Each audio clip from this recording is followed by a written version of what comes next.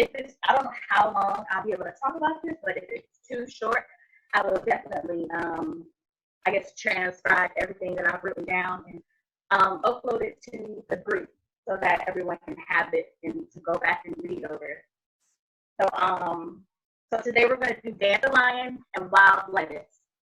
I've chosen those two herbs because they look alike. They look almost identical, but they're not. And also because dandelion. Can you guys hear me? Okay, because I have I just got a message that my speaker wasn't working. I can't hear you guys. Their speakers off. They turned it off. Oh, okay. We're just on first one now. We can hear you. It's a little bit choppy, but it's still audible. Okay, I must be getting confused. Okay, so dandelion and wild lettuce. They're very common plants that we see all the time, and they are edible. I don't know if you guys knew that dandelion was edible, but first we can go over safety. I'm glad Miss Larisha talked about replenishing the soil, because a lot of the lawn care apartment complex, they spray the lawn. So they spray the lawn to get rid of weeds, and a lot of these edibles that are nutritious to us, people don't like them. They don't want them in their yard, so they're sprayed a lot. So composting is a really good thing to do, and contact whoever is over the park, whoever is over the apartment complex. Contact them and see if they're spraying the lawn, and if they're not, you're good to go. Just use your judgment. Usually you can tell if you're walking and you see an area that looks wild and untouched, that's probably a good area for you to go foraging in.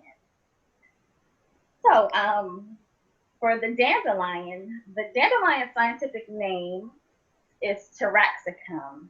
And they say dandelion came from Europe. When I first started foraging, there's this big emphasis on a lot of these plants that are here indigenous, that are here in America. They say that they come from Europe, and there's a strong emphasis on that, which I find to be very strange. But yes, I always thought dandelion was strictly from Europe, but yesterday I learned that it came out of Europe and North America. Europe, the Middle East, so it's not strictly to that continent. So then it kind of just spread all over the world. I think, what do they call dandelion? They say dandelion is like the white man's dust or something like that. I don't know. Just all these different names. They call it lion's tooth. Lion tooth. Another name for dandelion is pissabed. That is a European folkloric name for it because it's a diuretic. It cleanses your liver, very detoxifying. So they called it pissabed. But lion's tooth. Yes. I think I'm gonna call it that from now on. Lion's tooth. I would love to find some type of literature that indigenous people, the names that indigenous people gave all of the plants. I would love to find that. But at this point, everything is just, westernized. Mm-hmm. I mean, is it really dandelion? Right. No, they call it dandelion. But dandelion came from the French name dandelion. I guess maybe they felt like it looked like a lion's mane. Yeah, it does. It does. Yeah. So with this dandelion, let's talk about the flower section. So this is the flower, and it goes into seed, and that it has these little bristles on it, okay, that we all love to blow. Right. We all love to blow them. They're just really fun to play with. So those bristles that the dandelion forms itself into when it's ready to go and seed itself is called a pappus. So it's not in its pappus state just yet. So here, let me show you. I know y'all have seen the pappus before, but I just drew a little picture of it. But this is the point where it goes into seed. And when those seeds blow off and it kind of projects itself out into the air and into the land, there is this little parachute. If you take, when you see the dandelion bloom into the poppets, if you take a little bristle, you'll see like a little parachute thing on the end of it. Oh yeah. So, so with that parachute, the air creates like a little vortex, like this invisible vortex around it. So it's literally like a parachute, actual parachute. And what happens is that air and those bristles kind of takes it and moves it away from the dandelion, and it goes back into the earth to see. Hold on a minute. Hold on a minute. Okay. Hold on a minute. So what happens is that vortex, it takes those bristles and it puts it back into the earth, and it plants itself again. So when it plants itself again, the new dandelion that comes up, it is identical to the original dandelion it came from. Dandelions reproduce themselves without pollen, so they're all the exact same. Oh wow. Yes. Okay, so because that's a seed and not pollen. I never would have thought about that. Yes. Okay. And you know, energetically, obviously, the dandelion is an air plant. It's an air herb. And, you know, the air is thought, carrying messages and travel. Go lay down right now. So you can use that, the energy of that plant, of that, those bristles being carried by the air and specifically being planted back into the earth constantly over and over from literally the same plant that it came from and being identical. That is an ancestor. It kind of represents that ancestral energy. It's all the same. Yeah. So that is so heavy. I never knew that. Right. My mind is blown. Yeah. That's so dope. I just had some this morning too, as a matter of fact. My mind is blown. Okay. Yeah. Scott Cunningham. I know y'all know who Scott Cunningham is, but he talked about a lot of, you know, herbal things, and I like the elements of different plants. And so I have the book, but I try my best not to go back to the book and read. But what's important for us, like when we see a plant that we like, we want to know what it is. We need to sit with the plant, and if we're going to read about it, read about it from, read the science of the plant, like what it does, what's being attracted to it. Okay, so just learning the scientific basis of how it maneuvers can tell you all that you need to know. That's a fact. Okay. So dandelion is a perennial. A perennial is a plant that comes back every year. And in some places it's there all year. I think I'm in North Carolina, so I think we had a little bit of dandelion, not as much as we would in spring and summer, but we've had dandelion throughout the winter. Yes. Yeah. They are very hardy. Like they in Tennessee too. Yes, very resilient. Yes. Let's see. And if I can interject, one of my spiritual teachers was born and raised in Tennessee, and he said as a young boy that was the majority of their diet was just hot water cornbread and dandelion greens, just because of the poverty, that they ate mostly dandelion greens and poke salad and hot water cornbread. And that was, you know, and he was so like intellectual, so spiritually astute. So just now I'm listening to all you're saying, and I'm like, part of it was because that's what built him up as a child, you know? Yep. Wow. And it's delicious. Like if you prepare it the right way, it's delicious. Like when I first started foraging, I used it for medicine, but I never used it to, you know, eat. I was always kind of like hesitant about it, because, you know, the first greens of dandelion are the best greens. Like when spring gets here, when they're young, they taste better. But as they get more mature, they're a lot more bitter. If you're gonna be crying for no reason, go lay down and come back when you finish. Okay? You can come back when you finish. I'm sorry. So this year, like me and my family, we focus more on eating them just because that's our produce. Like it's produce outside. Like with there being somewhat of a shutdown right now, like if I need some spinach or something, I don't feel pressed to go to the store and get it because I can go outside and get some dandelion greens or some wild lettuce or whatever and put it in a stew. And that those are our vegetables. So yeah. Now, can you show us the difference in the look of wild lettuce to dandelion greens? Yes. Because I think I know what you're talking about. I've seen it out and about, and I'm like, where's the flower?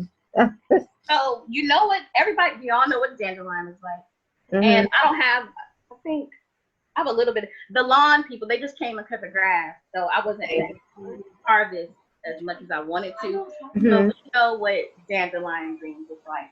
Right. But wild lettuce, the flower itself, the stem is a whole lot longer. Okay. And rather than having one flower at the end, it's a little wilted, but it has a whole, I'll insert some pictures into the group so you can see it better. But it has a whole bunch. So this here, this little bit there will bloom.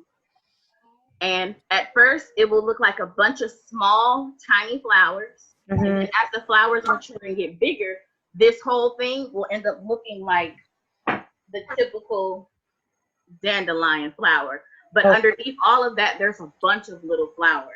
Mhm. So it'll be all over it. Mhm. Okay. The leaves of wild lettuce are a whole lot bigger. And hold on, let me go get one. I know what one is. Whoa, whoa, whoa, whoa, whoa, whoa, whoa, whoa. So I want you guys to know the difference. So I'm writing it down. So are you going to remember what she said, or is this something that you need to take notes on?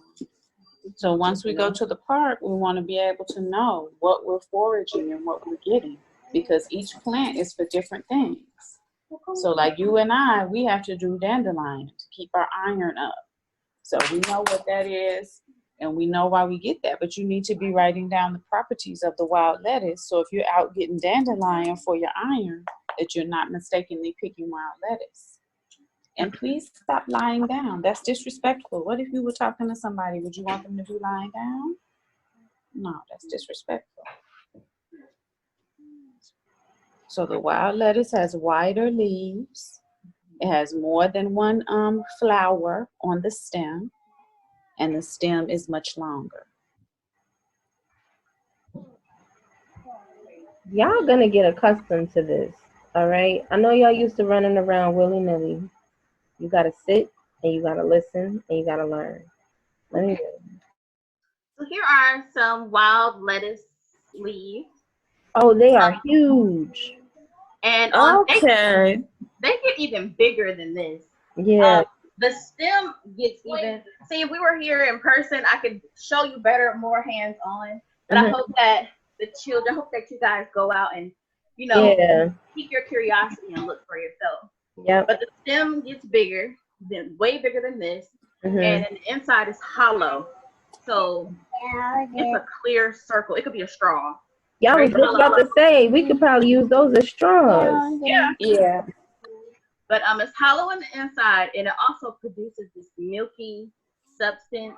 Yes. That milky we used substance to. Okay. supposed to aid in like pain relief. They call it opium. That's another name for wild lettuce. Opium lettuce. Very relaxing. People have a better night's sleep. All that stuff. Respiratory issues. Like I made a tincture of wild lettuce to work with. So Okay. start working with more plants that are around the house rather than like ordering them online.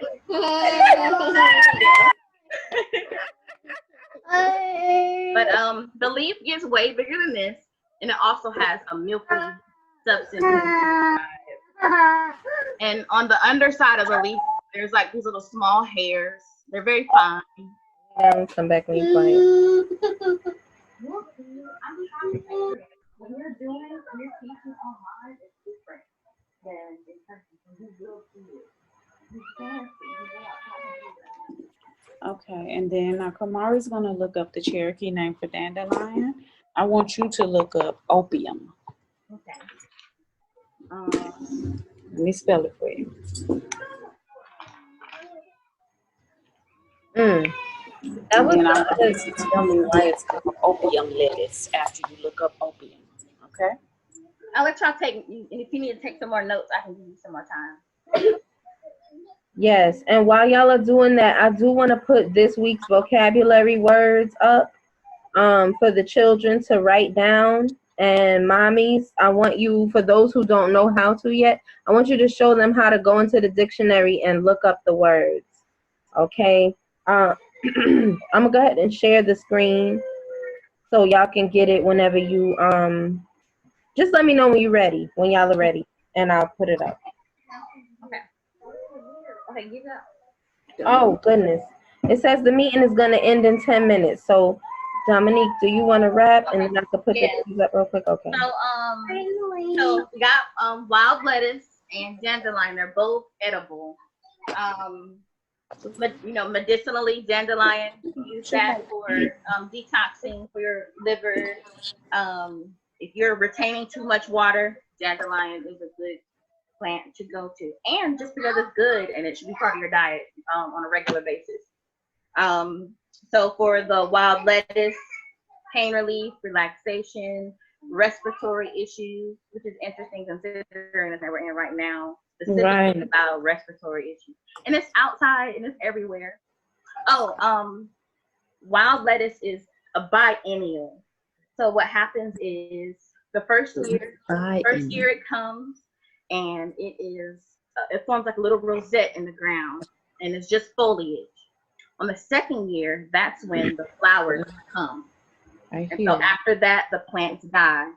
Last year, I do not remember seeing, or maybe last year, 2 years ago, I don't remember seeing as much wild lettuce around here as I see now.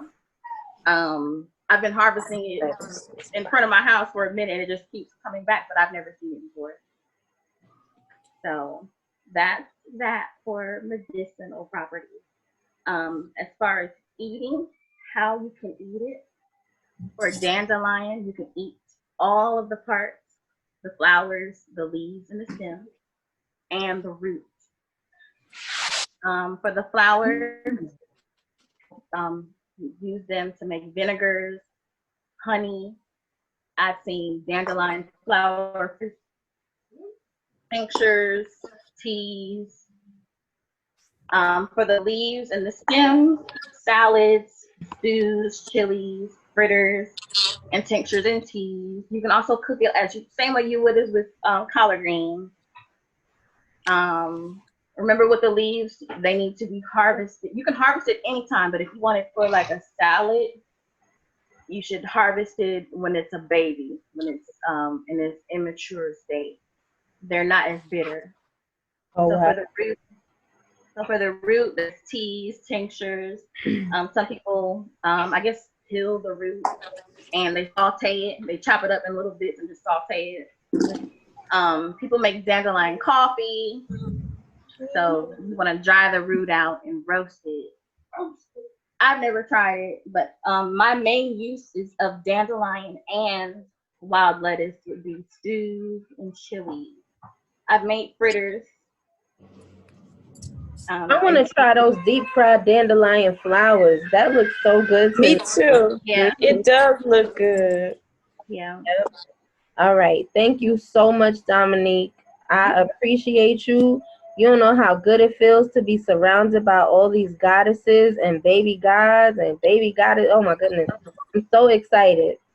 So these are your vocabulary words for this week. Okay. By next Wednesday, I want you to be able to tell me these words in a sentence to let me know that you know what it means. However you want to do that. I'm not going to say, what does metabolism mean? I'm just going to say, use it in a sentence for me. And we'll go through that. So, Mama, show your children how to use a dictionary to find the words, and we'll go from there. The next word is minerals. Minerals. So you're to write your word down. Can you see it? Oh, so you get a pen, you gotta write it down too, baby.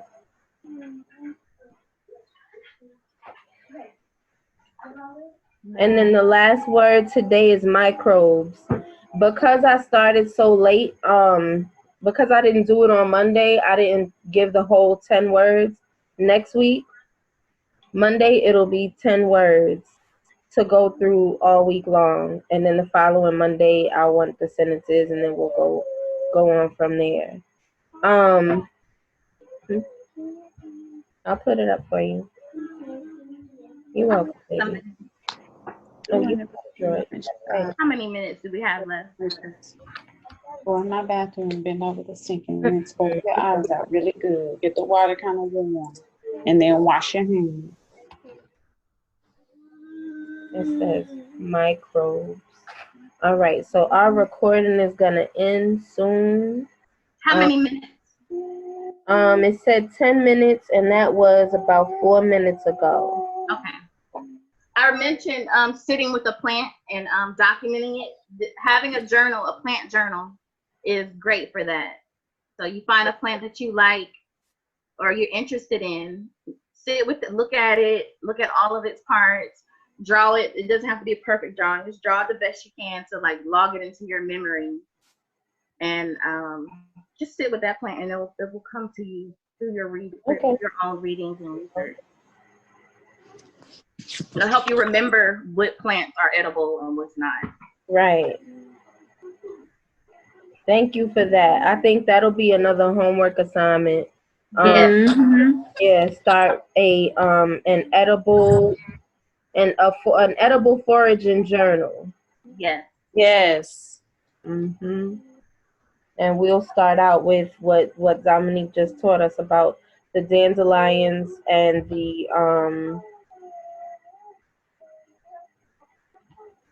opium, the dandelion opiums. Yeah, opium lettuce, wild lettuce. Wild lettuce, yes. All right. And the next word, baby, is minerals.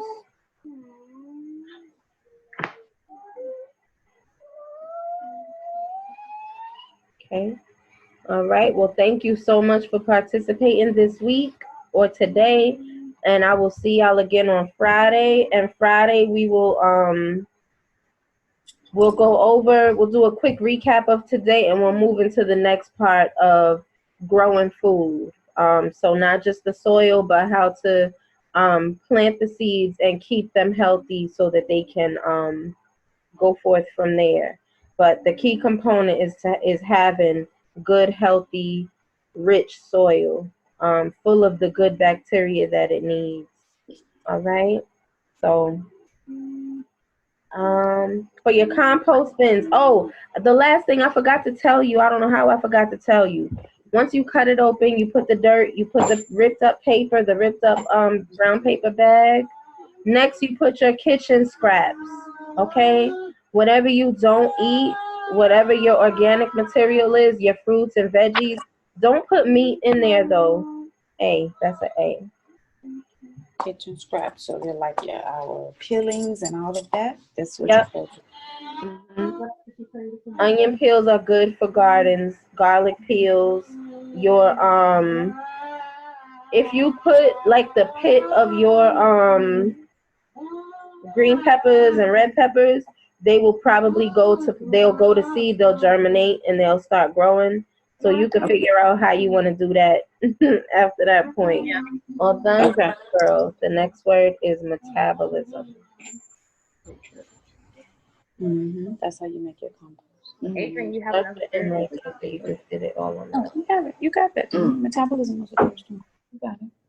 Metabolism and microbes. Okay, so here are the pictures of Turtle Island as our ancestors on this part of the land saw it, okay?